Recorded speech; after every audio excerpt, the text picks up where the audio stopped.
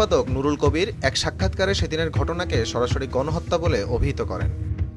এর হাজার হাজার হাজার হাজার এই গরিব মানুষকে যাদের অনেকে ঢাকা শহরে চেনে নাই, পুলিশের তারা খেলে কোন রাস্তা দিয়ে কোথায় গিয়ে জীবন রক্ষা করতে হবে সেটা পর্যন্ত জানে না, কিংবা তারা যে বাসে চলে যাবে এর মধ্যে অনেক গরিব ছেলে ছিল আমাদের কর্মীরা বলেছে তার বাস ভাড়া পর্যন্ত নাই। এরকম একটা অবস্থার মধ্যে একদিকে হেফাজতের নেতারা তাদেরকে এনেছে, অন্যদিকে এই কথাগুলো চিন্তা না করে এবং আইন শৃঙ্খলা রক্ষার নামে একটা অপদার্থ, অদক্ষ এবং নির্বিকার নির্মানবিক একটা সরকার এদের উপর 10,000 আইন প্রয়োগকারী সংস্থার সদস্যদেরকে আধুনিক মারণাস্ত্র দিয়ে তাদের উপর লেলিয়ে দিয়েছে।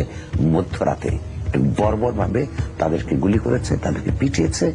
সেদিনের অভিযানের পরপরই সরকারি নির্দেশে দিগন্ত টিভি ও ইসলামিক টিভির সম্প্রচার বন্ধ করে দেওয়া হয়। ঘটনাস্থলের বাস্তব চিত্র ও বিকল্প